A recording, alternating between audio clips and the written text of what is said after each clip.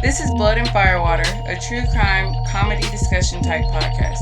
We shoot tequila and chase it with a case of murder. Just as a disclaimer, this podcast contains mature content not suitable for all ages, so listener discretion is advised. Welcome to Blood and Firewater. I'm your host, Rashad. Over there is Ajon. We are a true crime comedy discussion type podcast, so don't be alarmed if you hear a slick joke, or two, or six. We keep the victims and their families out of the punchlines and focus more on other people, places, and things about that case. With that squared away, let's talk about tonight's case, the case of Mitchelle Blair. This case is not for the weak, so don't say I didn't trigger warn you. This case contains allegations of child-on-child rape, child abuse, up to and including child murder.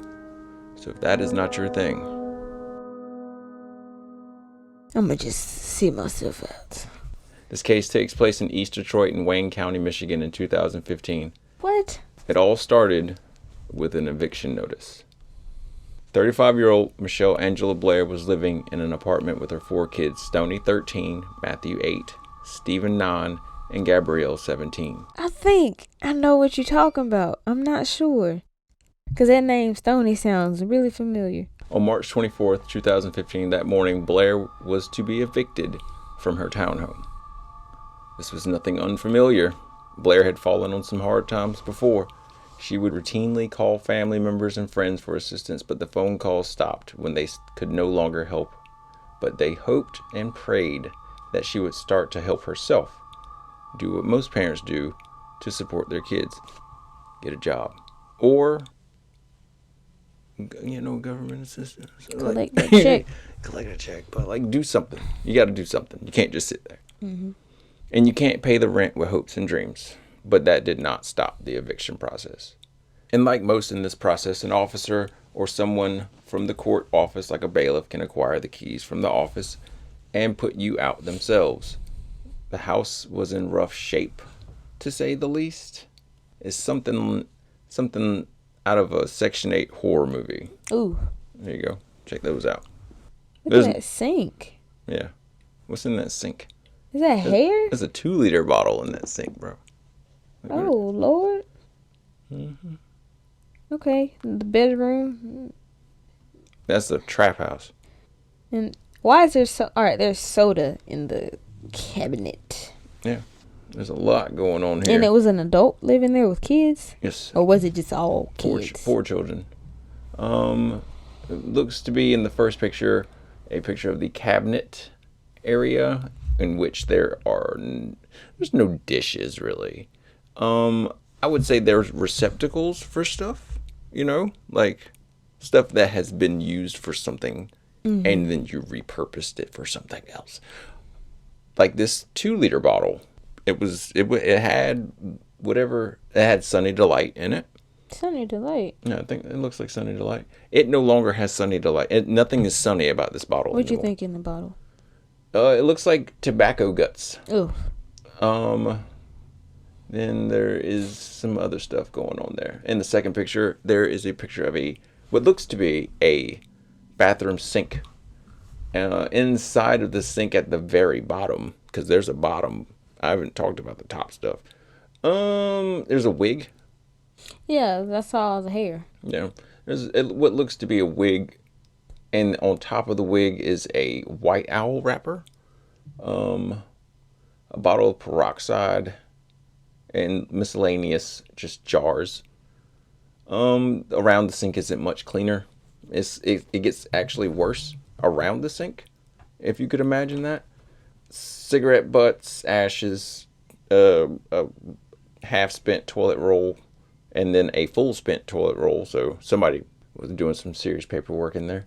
And what looks to be a tall boy of some sort. And then the final picture, the third picture, is a bedroom. What's in the closet? It looks like the other half of that bunk bed is in the closet. I just want to know how they got that in the closet. Hopes and dreams. The same way we are hoping that she pays her bills. The floor is disgusting. It looks like a vacuum is right there. Maybe. It looks like a litter box. A cat, like one of those litter boxes a cat can crawl into. That's the cleanest thing about this room. is the litter box. There's a bed, and it does have a sheet on it. Thank God. I bet it smells fantastic in there. What color do you think that mattress is? It's yellow. Snow yellow. In all honesty, this looks like any bando I've ever seen. So chances are, just by looking at the pictures, I don't think anyone just lived here. Like, this was just a house. That might have been a place where they just throw things into the floor and into the sinks. But we can save that, for interpretation. A crew from the district court showed up and began to remove things from the home when they stumbled upon a deep freezer in the middle of the living room. This deep freezer right there. It's Section 8 house. You gotta make do. Naturally, it would be lighter if it was empty. So one of the movers opened the lid to empty out the contents, and what he found, he described as what looked like a human torso wrapped in a plastic bag. The court bailiff immediately rings the police, and the proper authorities discover the remains of 13-year-old Stony Blair. And that's her daughter. That's her daughter, yeah. Okay. Underneath the body of Stony Blair was a second body, her 9-year-old son, Stephen Barry. 2 of them. 2 babies. I don't know how I would feel if I'm evicting somebody and I open their freezer and it's 2 people in there. I, on the other hand, if I'm in a situation where I'm moving somebody out, where the fuck is the person that lives here? Where's that guy or girl? Maybe or lady. Maybe ma'am. She was at work or she was out doing something. We talked about this. She didn't work. Oh, well, maybe she was out doing something and they were like, "All right, let's go evict her." But if she is there, well, she was at a friend's house inside the same apartment complex, a couple apartments down. Did she know they were doing this? Very well aware. She just was like, "They're not gonna open that deep freezer." Okay. A helpful neighbor pointed out authorities into the direction of Mitchelle Blair. And the police rolled up to her, very prompt, with questions like, "Do you live in apartment so-and-so? And do you own a deep freezer?" Not trying to alarm her of the fact that they found them. Just like, "Hey, you got a deep freezer, bro?" I hope not. And then she confessed right there on the spot. She murdered her 2 kids and then put them in a deep freezer with the assistance of her oldest child. Obviously, the police had more questions like, why? And she said, with no physical proof at the time, 2 children in the freezer had been sexually assaulting their youngest brother. Both had been slapped in the face. Both of them had chipped teeth, and both of them had actual tears in the mucous membrane of the inner aspect of the lip. Dr. Carl Schmidt from the Wayne County Medical Examiner's Office says it took 2 days to thaw the children's bodies before he could examine them, and what he found was nothing short of horrifying. On 13-year-old Stoney, he says the blows to her head were too many to count. And actually, the entire scalp was suffused with hemorrhage, which meant that she had received numerous impacts over the head. And then there's 9-year-old Stephen, who we're told had countless burns all over his body. When we see burn patterns like this, it means that there was some kind of object with 4 parallel lines, which left the brand. It's like branding. To get the full account of the events that led to this, we will have to rewind back a little bit, because at this point, those children, her own children, had been in that freezer in the middle of the family living room for 2 years. Oh, so they just continuing on with everyday life. The oldest, knowing that they helped put them in there, is just continuing on, walking in and out of the house, knowing what's in that freezer. Yes, ma'am. Yes, he is. Oh. Or yes, she is. What did you do to Stony Blair that makes you guilty of premeditated murder? She raped my son. I intentionally killed her. How did you do that? Starting from the beginning, when I found out about what Stoney was doing, it was 9 months later after finding out about Stephen. So for the whole 9 months we were in the house, she was still raping my child. I did not know that. When I first found out, after told me,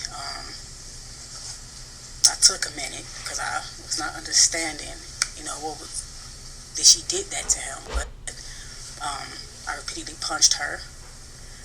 On many occasions, my son, I told him to tell me every single thing that she did to him. So as he was telling me more and more things that she did. I assaulted her every time he told me what she did to him. By assault, I mean I punched her. I have put a bag over her head till she lost consciousness. I threw hot water on her, scalding hot water from the faucet. Did you hit her in the head with a wooden Yes, stick? I hit her on her head multiple times, over and over. Was that shortly before she died? That was actually days before she died and the day she died. Okay. I hit on her back. It's like her tailbone. I kicked her.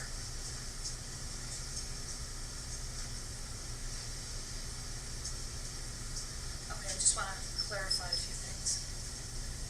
And perhaps you don't know, but did this happen on or about May 25th, 2014? To the best of your May recollection? 25th is actually the day she died. Well, the day I killed her. And you said you killed her by putting a grocery bag over her head? Yes, that day would tell me different things because she was doing this to him for years. And I did not know that. You get what I'm saying? And I didn't find out till 9 months later. She had started with Steven. She ruined my son, okay? She started with Steven before he even started. So, yes, I put a bag over her head, but it got worse that day. Yes, I did. It got worse that day because she would tell me how she would take her pad, her menstrual pad, and squeeze her blood out in his mouth, okay? And it was over with after that. It was over with. You meant to kill her?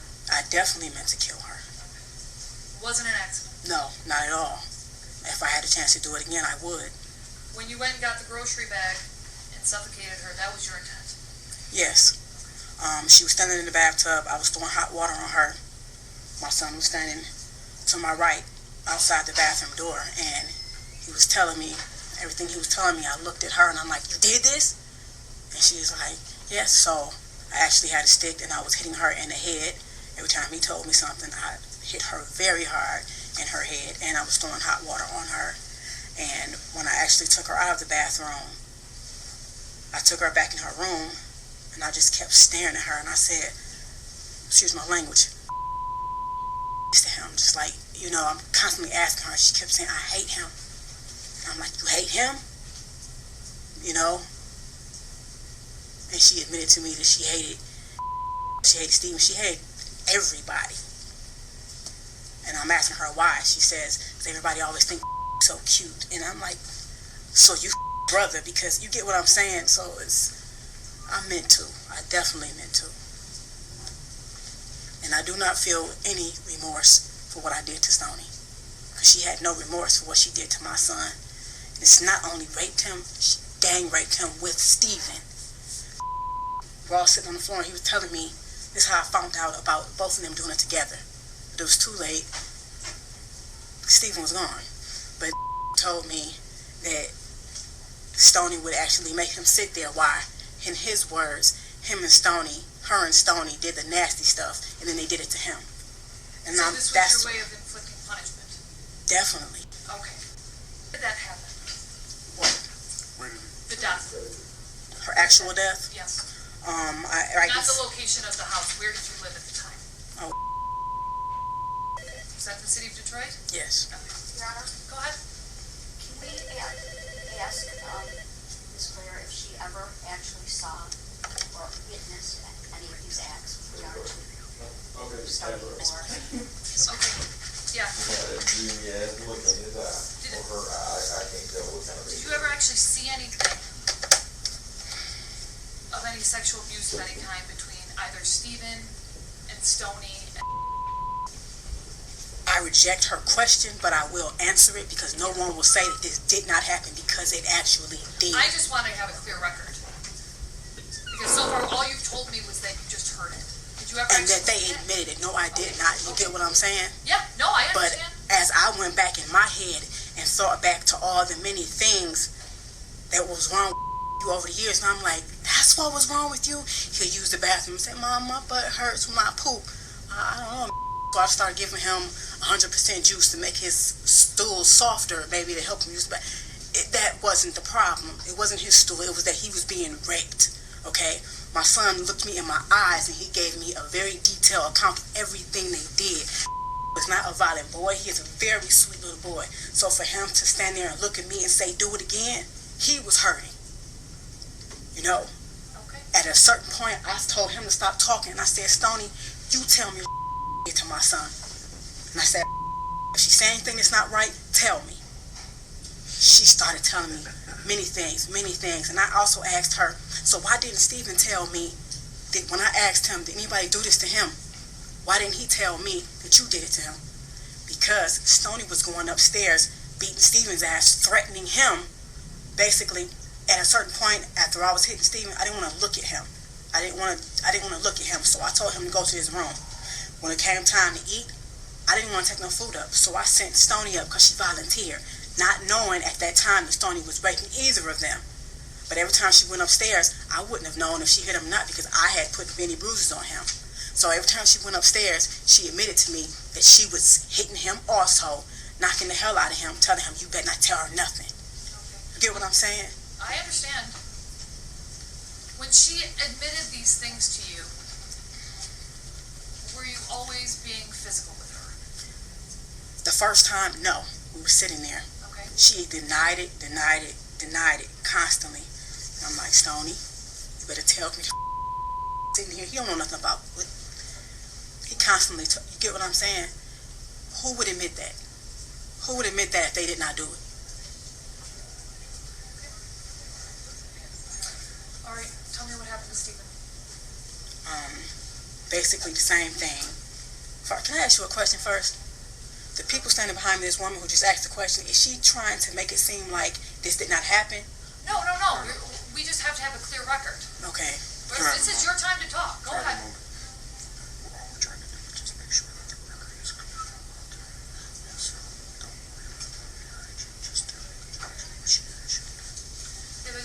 Right now, ma'am, this is just you choosing to plead guilty. The people did not have any sort of plea agreement. Yeah, because, you know, it's like I'm willing to take a polygraph test. It's like, because I understand people don't want to hear me, period, but I'm willing to take it on everything. I'm listening to you. Tell me what happened to Stephen. I came home one day. My daughter, my oldest, met me at the door, and she's like, Mom, come see what he's doing with his dials. And I'm like, what is he doing? He was making one dial, his little wrestle man, hump on top of the other. No, I'm like, why was you doing that? I said, anybody ever do this to you? He said, no. I said, then why are you doing that? And he said, yes, Stephen did. And I was like, so this is the first I'm hearing about that, period. This was 9 months before Stoney. Okay, Stoney wasn't downstairs, and she was always in the background. I wish to God I had questioned everybody together, but I didn't. Would you say this was around August 30th, 2012? No, this was before August 30th. August 30th is when he died. Okay. This was maybe a week and a half. Before he died? Yes. Okay.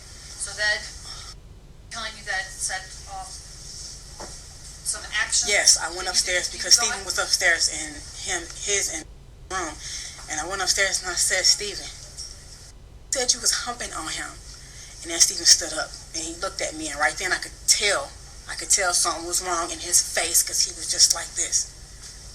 Any normal kid, I know my kid would have been like, what?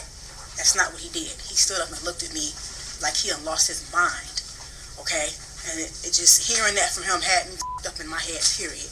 But I asked him, I said, Stephen, tell me the truth. Was you humping on? He said, yes, but that was all.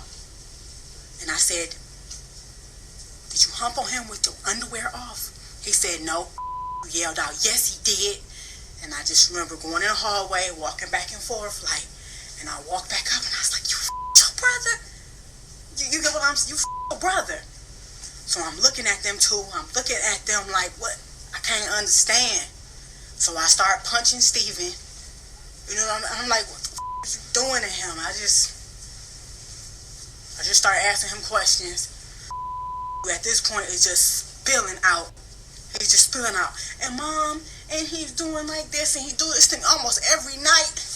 He tell me how the reason I put bags over Stephen's head is because I thought he in the bed. My son was never a bed wetter. Didn't know it was Stephen waking up every morning pissing on like he was a damn piece of shit.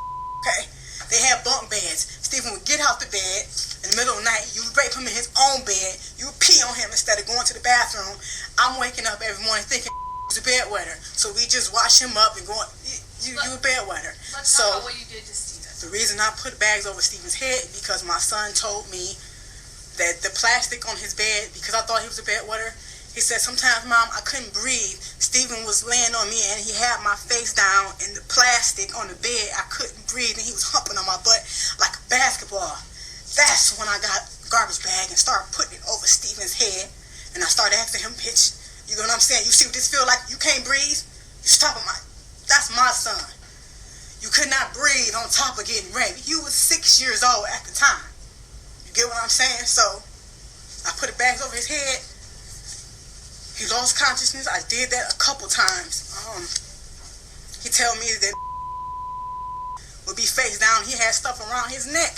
So I grabbed Stephen and I grabbed a belt and I put a belt around his neck and I lifted him up like, do you like how this feels? Being choked with a belt. So I dropped him. I held him up until he lost consciousness as well. You were intending to... No, I did not intend to kill Stephen. No, I'm not... Listen to my question. You were intending to inflict serious physical harm, but not kill him. Definitely. Okay. Did you also punch him? Yes, I did. Multiple times. Kick him? Yes, I did. You talked about choking him. Did you also burn him? Yes, I did. Okay, how did you do that? Hot water. Scalding hot water. In our bathroom, the hot water gets extremely hot. So, his private area, I stood him in the bathtub naked. You my son with your, you know? So yes, I threw hot water in his genital area multiple times. Every time Stephen peed in my son's eyes. He put his in his ears, his nose. He peed. Even told me one time, Mom, and in my eyes it was gooey, but it wasn't pee. And right then, it was like, I didn't even know a 9-year-old could ejaculate. You get what I'm saying? So not only did you do that, you did it in my son's eyes. So my son had to go through all this shit. So yes, I threw hot water on him repeatedly. Did that make him burn? Yes, it did. His skin came off. Did you also make him drink Windex? Yes, I did, because told me in the middle of the night he had took him in the basement and he made him drink the blue stuff from under the sink. And I'm like, what blue stuff? So I walked downstairs, he showed me what I said, you made drink Windex. And then I went back to like years before and I'm like, is this what was wrong with him? I thought he had the stomach flu where you vomit and have diarrhea. You get what, at the same time, at that time this is what was going around. A lot of people had it, so this is what I thought had. He didn't. Stephen made him drink Windex. So yes, I made that boy drink Windex. Okay, let's try to clarify the record. Okay, again, you knew you were seriously harming him, but you didn't intend to murder him. No. Okay. But your actions ultimately caused his death. Yes, they did. Okay. Were you Stephen's mother? Yes. He was in your custody? I don't claim him as my son now, and I do not claim Stoney as my daughter. I have 2 children, that's it. Stephen and Stoney are demons, period. Listen to my question. At the time he died, he was in your custody or care? Yes. Okay. How old was he? Stephen was 9. And again, did this happen at your house in the city of Detroit? Yes. What you did to Stephen was punishment for what you did. Is that right? For what he did to Sorry. yes. For what Stephen did to that was punishment. All And right. if I had killed Stephen intentionally, I definitely would be proud to say I did. But I didn't. But I know all the things that I did to him, how I hurt him, I know it did cause his death. You know what I'm saying? It was like that day, the day that he died, I went in his room, it was throw up in front of him on the bed. I got him up, he said he had to go to the bathroom, but he couldn't use the bathroom. By the time we came out the bathroom, his breathing was crazy. Stephen usually has a strong heartbeat, but it was really faint, really faint. And then all of a sudden, he just started going like this, and I was holding him. We were both sitting on the floor, and I'm actually holding him up. He couldn't even hold himself. I'm like, Stephen, doing like this, because the day before that, I actually said, I'm going to stop, because I looked in the room, like, he is toe up, you know. Were you starving him at this time as No, well? I never starved him, and that's another thing that they're not understanding. He may have lost weight, but because they also they had their hands and they controlled him in every type of way, down to food. They would take his meat basically. We didn't always eat together. I thought him and Stephen was very close, so Stephen would manipulate me. Mom, can we eat up in our room? I'm like, yeah, go ahead. I'm thinking that's his best friend, that's his brother. That's how he made it seem. But that's a lie. He kept up under his wing on purpose. Man, never wanted to be around Stephen, and I don't know how I didn't see that. So they would take his food. It would actually only let him eat his vegetables. So yes, when I fed Stephen, he only got oatmeal and things like that. He did not get meat. Stole from my son, and actually when I tried to feed him, my son said, Mom, that's bold. They used to take my food all the time. That's bold. You get what I'm saying? So yes. Now Stoney, I did starve her. I did. 9 more months you going in your big ass. She was 13. My son told me how she used to sit on his face, and he said, Mom, it stinks real bad. And she was, you know what I'm saying? Yes, I did. And then oatmeal is all that girl got. And she lucky she got that once a day. Stoney only got oatmeal? Oatmeal once a day. She's very lucky she got that. And I even have to hide the fact that I was giving her oatmeal for because he didn't want me to feed her, and he had every right to feel that way. Hold on, Miss Blair, can we get the next one here? No, I'm good. You're okay? Okay. I just have a few more questions. When you were physically harming Stephen, was it ever your intent to also cause any sort of serious mental harm? Well, I don't understand what you mean. When you were hurting him physically, was it also your intent to cause any sort of serious mental harm? What do you mean, mentally damage him? Yes. Like beating him in the head? No, like making it so that his thoughts aren't right. No, Does that never. make sense? Okay. Physical punishment on what you did to my child, because I had always told my kids the worst thing you can ever do to somebody is rape them. I always told my son that, and I always told the girls the worst thing you could do is cry rape on somebody if they didn't rape. They fully knew what they were doing. So you were only intending physical punishment? Yes. All right, now, just so that I'm clear, you weren't allowing them to treat your other children like this, were you? What do you mean? You weren't allowing them to sexually assault. I wasn't allowing that. I never knew. That's exactly, you get what I'm saying? That's exactly what I wanted to know. You didn't know until afterwards. It's like... Am I right? Yes. Okay. It's this one instance, I was asleep. Why you didn't tell me? He said, Mom, I even ran in the hallway and I had your hand. I was asleep.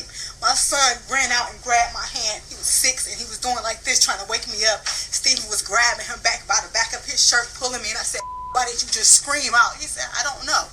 You get what I'm saying? He even had my hand pulling on me, trying to wake me up. And since I'm a hard sleeper, I didn't wake up.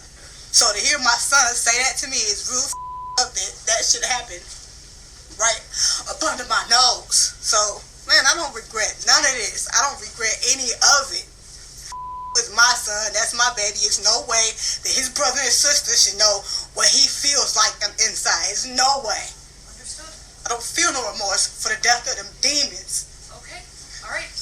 I'm going to accept the plea unless either counsel's dissatisfied. Oh, medical examiner's report. Go ahead. Your Honor, the medical examiner report for Stephen Gage Berry is Joint People and Defense Exhibit number 1. It's dated March 27, 2015. The medical examiner's report for Stoney and Blair is Joint People and Defendant Exhibit number 2, all dated March 27, 2015. They're accepted and they're admitted. Your Honor, I'm wondering if Ms. Blair ever called the police to report it. Can you answer that question? Why is she asking? We're just trying to make a clear record. You mean to report what they had done? No. What they had done to... No. But after I found out about Stephen, even before I started hitting him, I did actually call the police on advice, and I told them like a hypothetical situation, like because I was scared, like, you get what I'm saying, what's going to happen with my other two. I definitely didn't want to lose. And I was definitely about to leave after that just happened, but I called the police and I'm asking them in a case where it's one brother that's been raping the other, what can be done? Will they take both kids out of the home And he said, well, actually, yes, they would take both kids out of the home, but this is a case for CPS. And they said, did that happen to you? And I said, no, it's actually your friend. He said, the best thing I can do is tell you to call CPS and they can guide you further on what to do. And they said, but basically it has to be an investigation, so both will be taken out of the home. Get what I'm saying? I understand. And how they manipulate, I was their mother.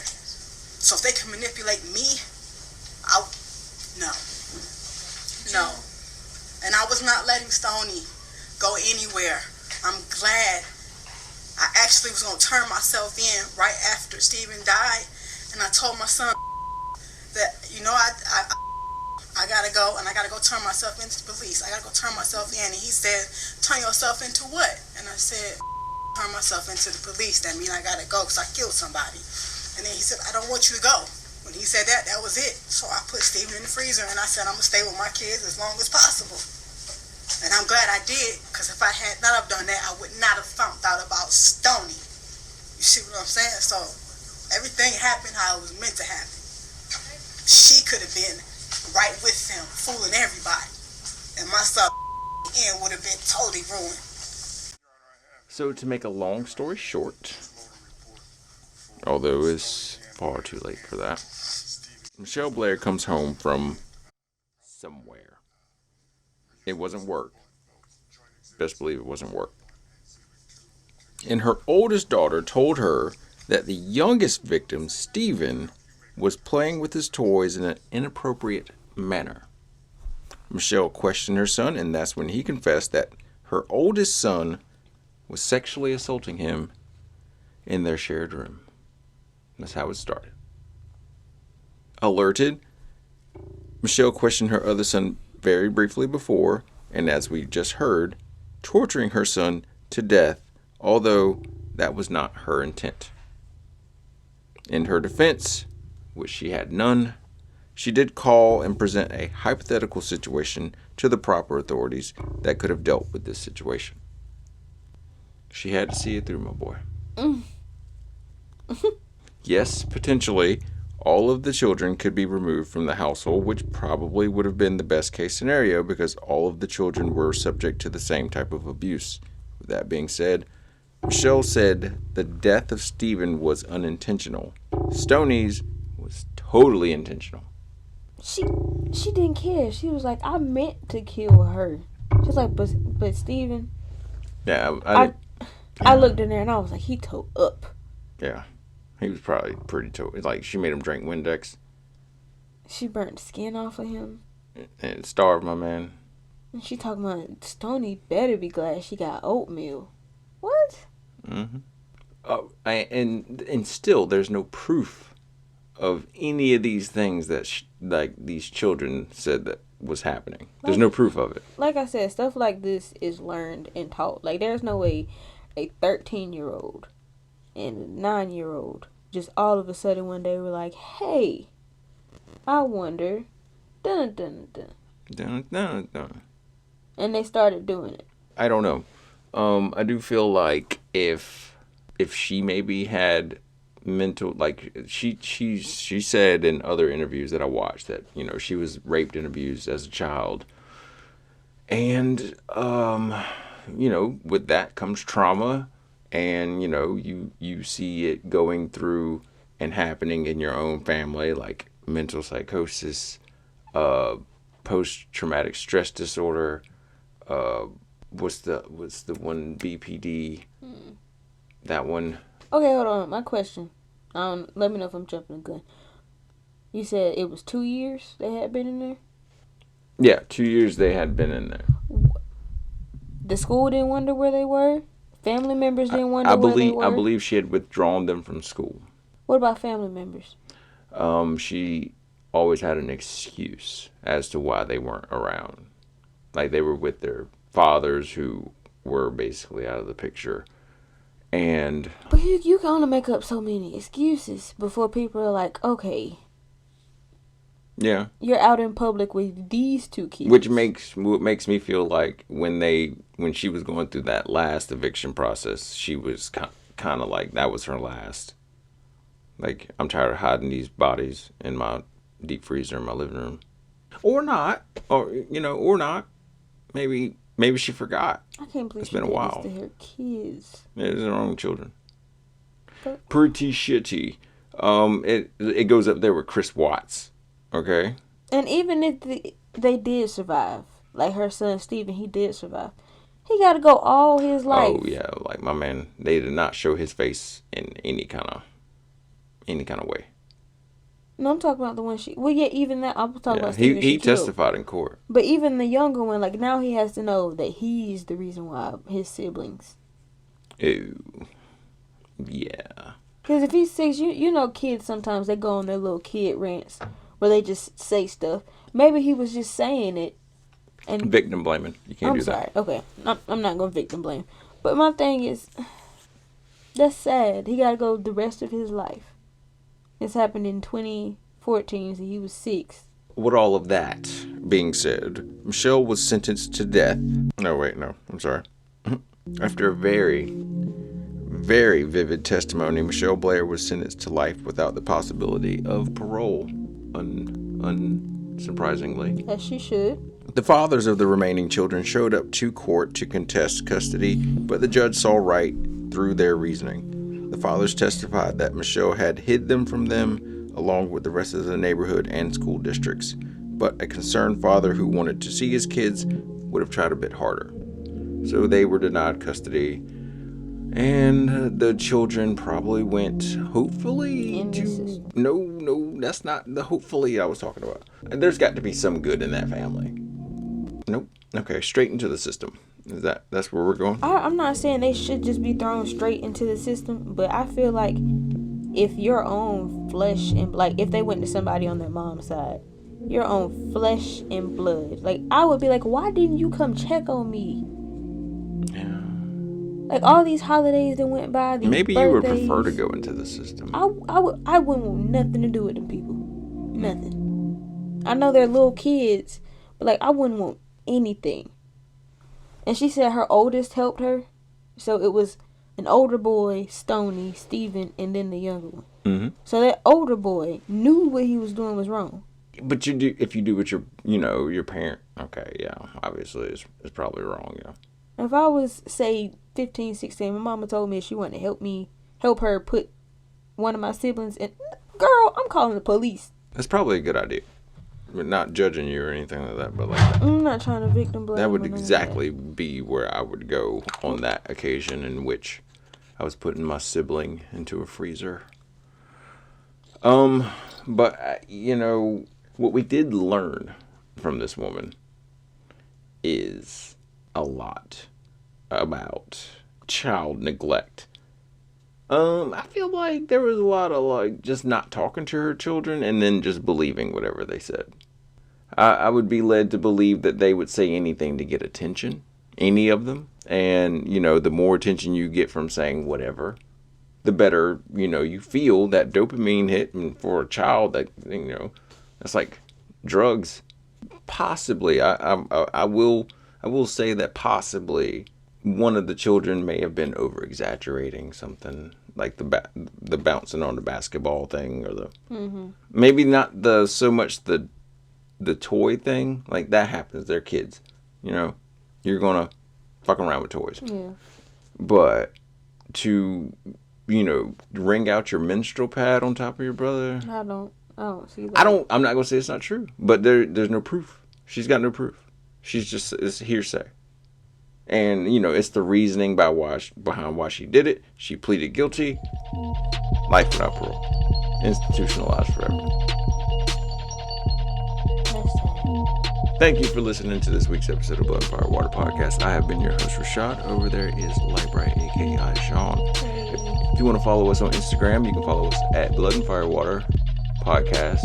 Twitter at BFW Pod Squad. Instagram or Snapchat at BFW Pod Squad. Happy holidays. Thank y'all so much for listening. We'll be back next week.